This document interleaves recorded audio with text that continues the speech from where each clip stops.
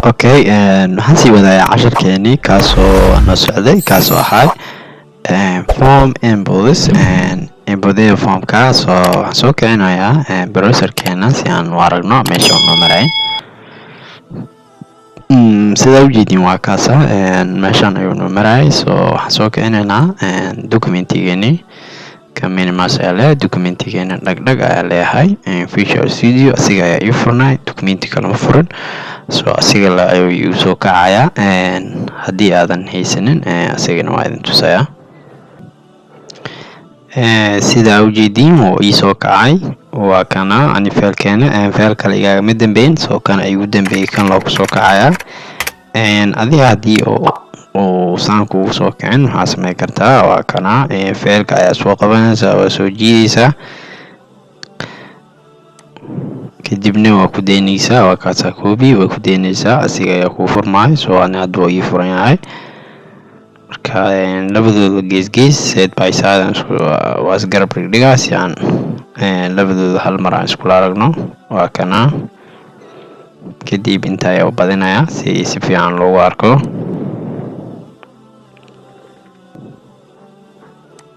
Okay, intaas way nagu filan tahay. Halahan haddii aan rabno hadda waa iska tiri karnaa, balse by reference ayaa u haysanaynaa oo iska tirayno. Laakiin intaan tutorialkii hore waaye sharxay, videoga horeeya ayaan ku sharxay. So haddii aadan intaan fahansanin videogii hore ku laabo, inta ayaan kasii wadaynaa. Maanta waxaan qaadanaynaa waxa la dhahayo radio box. So si aan radio box aan u helno waxaan u baahnaa input. Inputkan markasta asiga waa muhiim. Hadda input waa dhigi karaa, kadibna gadaal waa ka bedeli karaa oo inta ayaan waxaan ka dhigi karaa tabka. Hadda waa text, balaan soo celiyo, text waaye, save ayaan leeyahay. Sida ujeedin waa kana inputkan, balse anaga inputkan ma rabno, waxaan rabnaa waxa la dhahayo radio. So marka inta ayaan waxaan gelinayaa radio. Markii aan save dhaho bal waxa ku dhacayo fiiri, wuxuu isku bedelay radio box. Waa kaasa geedaas restart la saarayo. Radio box kaasi waxa loo isticmaalaa qofka oo userka marka aad hal wax siinaysid, waxyaabo badan aad siinaysid, misna aad rabtid inuu hal wax ka doorto kaliya u furan tahay hal doorasho. Tusaale hadda sida website-yada badan ku aragtiin, sida genderka select waxaan leenahay hadda kor paragraph ayaan geliyay kaasoo select your gender. Kan kadib waxaan gelinayaa input kale. Sidan waa dhigi kartaa input radio aa leedahay, shaqada dhan asiga kugu qabanayo, balse waxaa kusoo kordhay name iyo ID. Labadan name waxaa loo isticmaalaa markaad PHP aad isticmaalaysid oo aan rabno daatada inta naga soo galaysa inaan harayno. ID-gan asigana waxa waaye markaa style aad ku samaynaysid ama JavaScript-ga aad ku samaynayno inaan wax ka bedelan aan rabno. Waa luqado kale, kuwa hadda wax macnaa ma soo kordhinayaan. Labadan haddii aan rabno waa iska tiri karaa, hadda meeshooda iska joogaan. Haddii aad aragto macnahaasi inuu kugu noqon wax cusub, so hadda waa kaasa wuxuu noqday checkbox kale. Break aan leeyahay si aan linkan u jabiyo, waxaa leeyahay PR kaasoo linkan jabi, buttonkan ayaa wuxuu tagayaa hoos. Sida ujeedin waa kaasa buttonkan wuxuu tagay qaybta hoose. So hadda waxaan rabaa qofku aan dhahay select your gender.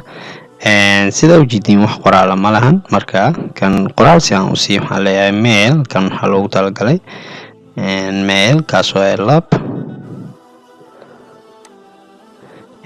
Kan waxaa leeyahay female kaasoo dhidig. Kaasoo female kaasoo dhidig. Waa kana kan waa male, kan waa female. Balse sida ujeedin anaga waxaan ka rabnaa qofkii Soomaaliyeena oo website-keena inuu labadan oo midkood ka doorto, maxaa yeelay male ma noqon karo, female ma isku noqon karo, labadaas ma isku noqon karo. So waxaan u baahanahay midkood. Si taas ay u dhacdo waxa la dhahayo grouping. Waxaa jira waxa la dhahayo grouping. Si aan group aan u gelino, nameka hadda tookadan waa muhiim, maxaa yeelay JavaScript-ga waa, laakiin anaga ma baahan, kaliya hal magaca u baahna. Inta waxaa leeyahay gender. Gender markii aad dhaho namekan magacaan sii waxaa u baahanahay kan inaan magac lamida aan siiyo si ay u mid noqdaan hal group. Okay, hadda sidaa ujeediin inta waa gender, intana waa gender kaasoo ay jinsiga. hadda waa jinsiga hal magac ay isla haystaan. hadda kan haddii aan doorto oo aan isku dayo inaan kana doorto, sidaa ujeediin kan ayaa ka qaadmaya, kan keligiis ayaa dooranaya. laakiin haddii aan magacan genderka aan ka baxsho, hadda wax sidaas noo ogolaanaya inaan sameyno waa magacan. hadda magacii waan qalday, waxaa la refresh. hadda haddii aan sidaa daaya camal aan sameeyo, labadooda ayaa isla doormay. si macnaha labadooda ay iskula doorin, waxaa u baahan tahay hal magac oo isla keliya gender keliya maahan. haddii aad rabto ra ayaa qori kartaa, waa ka tegi kartaa oo macnaha muhiim ahaan. laakiin gender macnaha self explanatory aldaa waa wax is-sharxayo oo macnaha waxa anaga aan ka turjumayno sharxayo. hadda haddii aan tajagsi haddana inta ajagsi waa kaasa wuu ka buudaya oo ra bisa isticmaalooya. genderkiga ayaan ku celinaya, waxaa la control set. okay, waa kaasa genderkiga ayuu igu soo celshay. waxaa jira wax la dhahay asagana checkbox, macnaha qofka userkeena maxaa rabnaa inuu wax halaalay iyo wuxuu rabo in uu doorto. maxaa yeelay kan radio box waxaa loo isticmaalaa markii aad rabto isticmaalaha website-kaaga keliya inuu hal shay doorto. balse haddii aad rabto inuu multiple choice oo qofka yeeshto oo laba iyo wixii ka badan oo doorto, waxaa jira waxa la dhahay checkbox. asigana waa sidii oo kale input, waxaa leedahay input colon, asna waxaa leedahay checkbox. sidaa ujeediin markasta waxaa isbedelooya teebkan la isbedelooya markasta. fiiri email, teebka waa password, markasta teebkan ayaa isbedelada. marka teebkan waxaan ka dhigaynaa checkbox. okay, checkbox ayaan ka dhigay. nameka asigana waa kana, id-ga asigana waa kana. id-gaas aada muhiim ahaan. okay, kan waxaa leenaha asigana paragraph ayaan siinayaa, btag. waxaan dhahay sidaa ujeediin waa kana, waxaan dhahay select your preferred language, taasoo ay luuqada aad jecesha. haddii aad rabto meeshaan qoraalkan soomaali waa ka dhigi kartaa, muhiim maahan inaa ingiriis ka dhigto. soomaali waa isticmaali kartaa, dooro luuqadaada. checkboxka wuu noo sameysanya, laakiin si qofka uu ogaado waxaan uu dooranayo waa inaan magacaan siinaa. waxaan leeyahay oo kale jafo kale waa luuqad iyadana oo programmingke, waa kaasa jafo. haddii aad rabo mid kale inaad sameeyo, kan ayaa waxaa dhigi kartaa control c. hadda copy aa dhahay, keyboardka waa control c. intana kadibna waxaa samey kartaa paste, waa kaasa mid labaad ayaa sameeya amba shortcutkaa isticmaali kartaa. kan waxaa leeyahay c plus plus, waa kaasa wuu dooran karaa hal shay iyo wixii ka badan. iyagana grouping waa u samey kartaa oo waxaa dhigi kartaa language. okay, waa kaasa language. languagesna waa iska dhigi karaa, no problem, dhimalaan.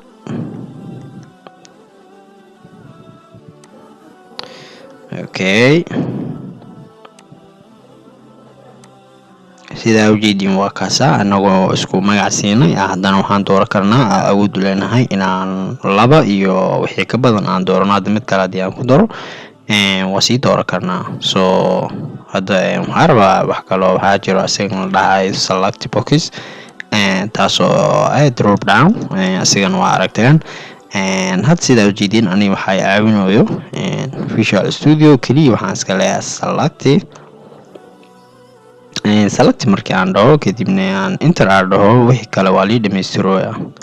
sidaa ujeediin waa ka. hadda haddii website-ka aad tago, waxaa leeyahay refresh markii aad dhaho selectigiga waa kaasa, laakiin wax ma ku jiro. selectigan si wuxuu leeyahay id-gan, nameka waa kana. selectigan namekiisa, id-ga asiga styling amba javascript waaye. haddaa rabto waa iska tiri kartaa, haddaa rabto ku hayso no problem, wax dhib male. waxaa jira wax la dhahay option, waxaa leenahay option.